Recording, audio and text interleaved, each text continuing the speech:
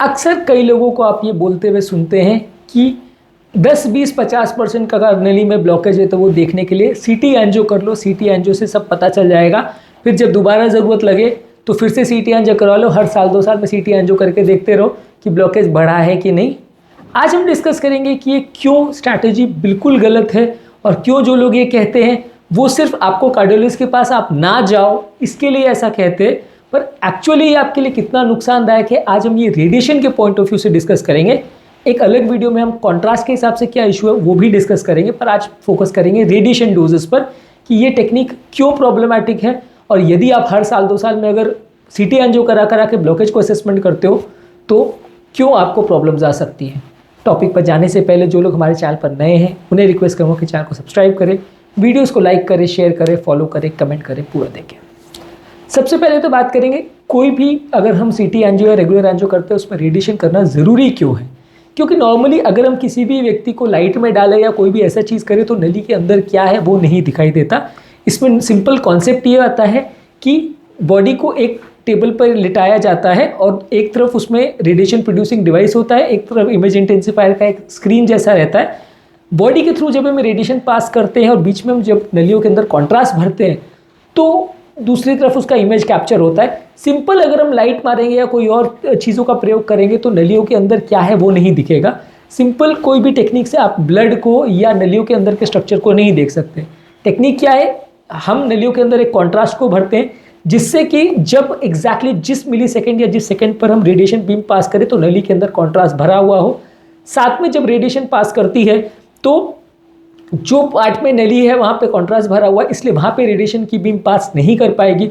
उसके दोनों तरफ जो है क्योंकि वहाँ पे कॉन्ट्रास्ट नहीं है तो वहाँ पे जो रेडिएशन का बीम है इजीली क्रॉस कर जाएगा। तो दूसरी तरफ इमेज इंटेंसिफायर या जो कैमरा लगा हुआ है वो नली को डिटेक्ट कर लेगा कि ये एरिया में कॉन्ट्रास्ट होने की वजह से रेडिएशन क्रॉस नहीं कर पाए। इसका मतलब यहाँ पे नली है, जहाँ पे कॉन्ट्रास्ट कम दिख रहा है या नली पतली दिख रही है वहाँ ब्लॉकेज है, जहाँ नली चौड़ी दिख रही है वहाँ ब्लॉकेज नहीं है। इसको कैसे असेस करते हैं और क्या टेक्निक है उसको एक सेपरेट वीडियो में डिस्कस करेंगे, पर आज हम डिस्कस करेंगे रेडिएशन के डोज के बारे में। बेसिकली जो ये रेडिएशन हम यूज़ करते हैं ये काफ़ी डेंजरस होता है। इससे अलग अलग तरह की बीमारियां जैसे ब्रेन ट्यूमर होने का चांस, लंग कैंसर होने का चांस, अलग अलग तरह के पूरे शरीर में कैंसर होने का चांस बढ़ जाता है। और भी बहुत सारे रेडिएशन रिलेटेड सिकनेस है, डर्मेटाइटिस है, स्किन के डिजीजेज हैं, बहुत सारी बीमारियां हो सकती हैं। इवन इससे भी हार्ट अटैक हो सकता है, रेडिएशन इंड्यूस हार्ट का डैमेज भी हो सकता है। तो ये रेडिएशन बिल्कुल भी सेफ नहीं चीज़ है और इसको बार बार शरीर में डालना अच्छा नहीं है। इसलिए जब कभी कोई कार्डियोलॉजिस्ट आपको बोले कि हाँ ये एंजियोग्राफी करना ज़रूरी है और जो इसके दौरान हम रिस्क अपने ऊपर ले रहे हैं वो रिस्क लेना कंपलसरी है, तभी उस रिस्क को लिया जाता है। हर चीज़ में एक रिस्क बेनिफिट रेशियो देखा जाता है कि रिस्क कितना है, बेनिफिट कितना है। यदि रिस्क ज़्यादा है तो आप वो रिस्क नहीं लेते और वो काम नहीं करते हो। यदि बेनिफिट ज़्यादा है और ब्लॉकेज को या डायग्नोसिस को आप मिस कर देते हो तो मृत्यु का चांस उससे ज़्यादा बढ़ जाएगा, तो ही एंजियोग्राफी करना जस्टिफाइड है। बिना किसी से पूछे सिर्फ रैंडमली आप चले गए सीटी स्कैन में, वहाँ जाके लेट गए और बिना किसी डॉक्टर से डिस्कस किया आपने सीटी एंजियो करा लिया या रेगुलर एंजियो करा लिया, तो उसमें बहुत ज़्यादा रिस्क है। क्योंकि जो इसमें रेडिएशन का डोज है वो सीटी एंजियोग्राफी में लगभग 2 से 15 मिली सीवर्ट का डोज आपको मिलता है सीटी एंजियोग्राफी के दौरान। ये जो रेडिएशन का डोज है वो लगभग जो एक्सरे से कंपेयर करते हैं, एक्सरे में भी वही होता है, वहाँ पे भी हम रेडिएशन क्रॉस करते हैं और एक स्नैपशॉट में हम पेशेंट का नलियों का या जो भी चीज़ हमें दिखाई देती है उसमें हृदय का स्ट्रक्चर है, लंग्स का स्ट्रक्चर है, वो दिखाई दे जाता है। नलियाँ उसमें उतनी अच्छी नहीं दिखेंगी, उसमें खाली स्ट्रक्चर्स दिखेंगे। तो एक्सरे के बदले जो इसका डोज है वो कंपेरेटिवली एक्सरे का 100 से 750 गुना एक्सरे का जो कंबाइंड डोज है उतना एक सीटी एंजियोग्राफी में चला जाता है। यानी कि सीटी एंजियोग्राफी में भले हम 5-10 सेकंड या 15 सेकंड तक की गैंट्री को घुमा रहे हैं और आपकी फिल्मिंग कर रहे हैं, लेकिन वो 10-15 सेकंड के अंदर ही आपका जो रेडिएशन डोज हो जाता है वो 2 से 15 मिलीसीवर्ट का हो जाता है। यानी कि 100 से 750 चेस्ट एक्सरे जितना रेडिएशन डोज आपको मिल जाता है। और ये एक्सरे का जो आपको मिल रहा है वो बहुत ज़्यादा डेंजरस है, बिल्कुल भी सेफ नहीं है। इसलिए अगर कोई आपको बोल रहा है कि हर 6 महीने में करा लो, हर साल भर में करा लो, तो ये डोज लेने जैसा नहीं है। क्योंकि हर 6 महीने में आप कराओगे तो ये बॉडी से निकलता नहीं है, ये रेडिएशन का डोज ये शरीर में इकट्ठा हो जाता है और ये सेल्स को म्यूटेट करता है जिसकी वजह से कैंसर होते हैं। अब प्रॉब्लम ये है कि हर 6 महीने या साल भर में आप कराओगे तो डोज इकट्ठा होता चला जाएगा शरीर में और मृत्यु का चांस कई गुना बढ़ जाएगा। और यहाँ पे जो बीमारी आ रही है म्यूटेशन की वजह से वो कई गुना घातक बीमारी है, क्योंकि म्यूटेशन की वजह से जो बीमारी आ रही है वो है कैंसर। कैंसर में लगभग 90% से ज़्यादा लोग मर जाते हैं, जबकि कंपैरेटिवली हार्ट अटैक की बीमारी या ब्लॉकेज वाली बीमारी है उसमें लगभग 90% लोग को हम बचाया सकते हैं।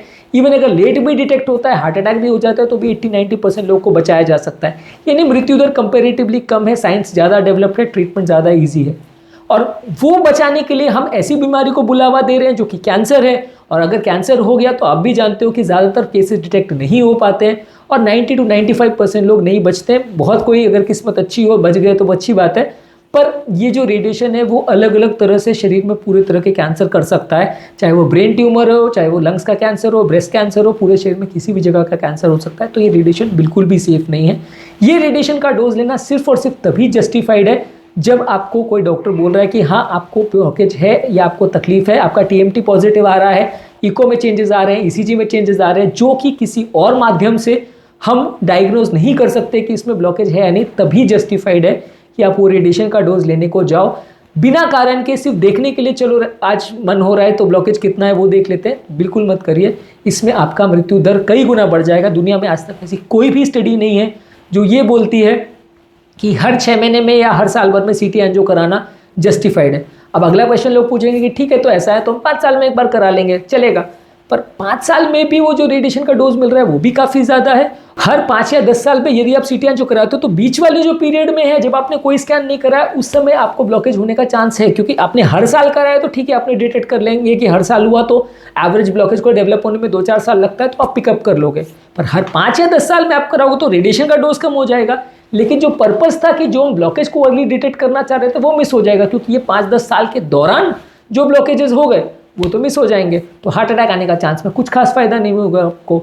तो बेसिकली ये ट्रेंड्स जो है कि हर 5-10 साल में CT एंजियो करके देखना चाहिए, रूटीन लोगों के लिए एप्लीकेबल नहीं है। हाई रिस्क पेशेंट है जिसको बहुत ज़्यादा ऑलरेडी ब्लॉकेजेस पहले से डॉक्यूमेंटेड है, या जिसको अगर स्टेंट का इवैल्यूएशन करना है, ग्राफ्ट का इवैल्यूएशन करना है, या जिसको अगर ये देखना है कि उसको बहुत हाई शुगर वगैरह है, बहुत हाई रिस्क पेशेंट है, फैमिली हिस्ट्री है, वैसे लोगों में आप मे भी 5 साल में एक आध बार कर सकते हो। रूटीन स्क्रीनिंग के लिए कि ब्लॉकेज 10% बढ़ा है कि नहीं, 20% बढ़ा है कि नहीं, वो बिल्कुल नहीं करना चाहिए, क्योंकि ये 10-20% के ब्लॉकेज से आपको मृत्यु दर हो सकता है बढ़े ना बढ़े, लेकिन अगर बहुत ज़्यादा हाई डोज रेडिएशन आपने लिया तो मृत्यु दर डेफिनेटली कई गुना बढ़ जाएगा और आपको फाइनली आप हार्ट अटैक से नहीं मरोगे लेकिन कैंसर से डेफिनेटली मर जाओगे। तो वो आपको हर हालत में रोकना है। अगर आपको कोई इस तरह की सलाह दे भी रहा है कि रैंडमली चलो CT एंजियो करा लो, CT एंजियो करा लो, आपको जस्टिफाइड लगना चाहिए कि CT एंजियो आपके केस में ज़रूरी है, इसके अलावा कोई ऑप्शन नहीं है तो ही कराइए।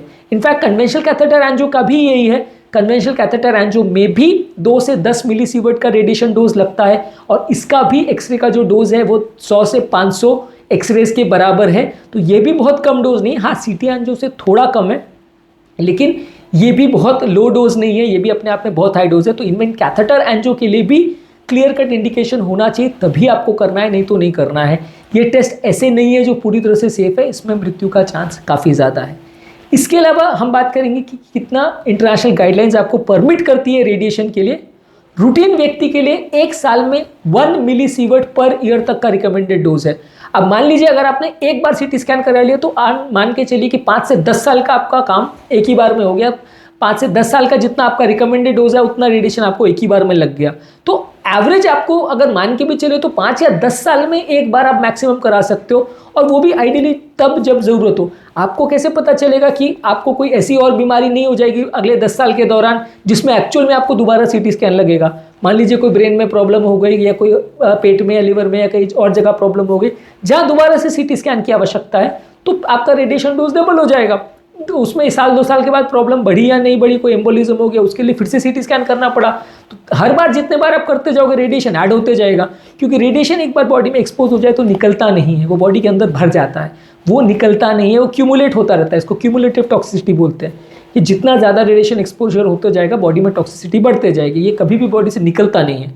तो ये जमा हुआ रेडिएशन आपको हर साल दर साल परेशानी करते जाएगा, जितने बार आप कराओगे उतना प्रॉब्लम बढ़ते जाएगी। हाँ, जहाँ मजबूरी है वहाँ तो करना ही पड़ेगा, क्योंकि ऑप्शन ही नहीं है, नहीं करोगे तो बीमारी से मर जाओगे। मजबूरी है वहाँ कराइए, रेगुलरली नहीं कराइए। रेगुलरली नहीं करना है कि बिना कारण के चलो देखते हैं 10-20% ब्लॉकेज है या नहीं, चलो देख के आते हैं। That is all absolute stupidity. अगर कोई भी डॉक्टर आपको बोल रहा है तो बिल्कुल गलत बोल रहा है। ज़रूरत है वहीं पे करिए, जहाँ ज़रूरत नहीं है वहाँ बिल्कुल मत करिए।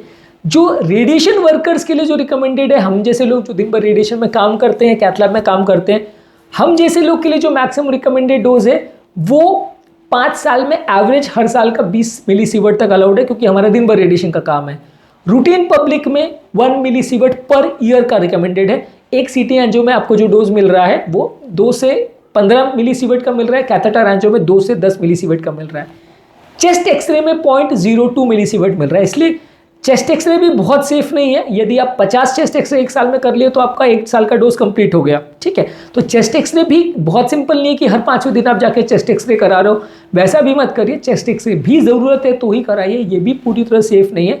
हाँ, इसमें कंपेरेटिवली डोज जो है सीटी एंजियो के कंपैरिजन में 100 गुना कम होगा या 500 गुना कम होगा, लेकिन ये भी पूरी तरह सेफ नहीं है कि आप इसको हर रोज़ कराओगे। या चलो छाती का प्रॉब्लम होगा तो उसका एक्सरे करा लिया, जॉइंट का प्रॉब्लम होगा तो उसका एक्सरे करा लिया, गले में दर्द हो गया उसका एक्सरे करा लिया। आप हर 5 दिन में एक्सरे कराओगे तो आपका भी डोज एक्सीड हो जाएगा और कैंसर होने का चांस कई गुना बढ़ जाएगा। तो इसलिए ये चीज़ों को बिल्कुल खिलवाड़ नहीं करना चाहिए, बिल्कुल सेफ नहीं सोचना चाहिए। जहाँ ज़रूरत हो, मजबूरी हो, वहीं पे करवाइए, अदरवाइज मत करवाइए। एमआरआई में ये एप्लीकेबल नहीं है। एमआरआई में जो मोडालिटी यूज़ होती है वो मैग्नेटिक बीम्स होती है, वो रेडिएशन नहीं होता, बॉडी को नुकसान नहीं करता। अल्ट्रासोनोग्राफी में ये प्रॉब्लम नहीं है। अल्ट्रासोनोग्राफी आप कितने बार भी करा सकते हो, उसमें कोई दिक्कत नहीं है। अल्ट्रासोनोग्राफी में जो बीम्स पास होती है वो बॉडी को डैमेज नहीं करती। ईसीजी भी आप कितने बार कर सकते हो, ट्रेडमिल भी आप कितने बार करा सकते हो। एंजियोग्राफी और सीटी एंजियोग्राफी के लिए डेफिनेट इंडिकेशन होना ही ज़रूरी है, और तभी करना चाहिए जब डॉक्टर कन्विंस्ड है, आपका कार्डियोलॉजिस्ट कन्विंस्ड है कि हाँ आपको करवाना ज़रूरी है, नहीं तो मृत्यु दर बहुत बढ़ जाएगा। तो ही सीटी एंजियो कराइए, तो ही रेगुलर एंजियो कराइए। जब आपका ईसीजी इको ट्रेडमिल में स्ट्रॉन्ग चेंजेस हो तो ही कराइए, नहीं तो मत कराइए। यदि कोई आपको डॉक्टर गाइड कर रहा है कि आपको ऐसा करना है, हर 6 महीने में, साल भर में, 2 साल में आपको सीटी एंजियो करके देखना है, तो डेफिनेटली आपको मिसगाइड कर रहा है, गलत सलाह दे रहा है। उम्मीद करूंगा कि आज के टॉपिक में कुछ नई बातें जानने को मिली होगी। जो लोग हमारे चैनल पर नए हैं उन्हें रिक्वेस्ट करूँगा कि चैनल को सब्सक्राइब करें, वीडियोज़ को लाइक करें, शेयर करें, फॉलो करें, कमेंट करें, पूरा देखें।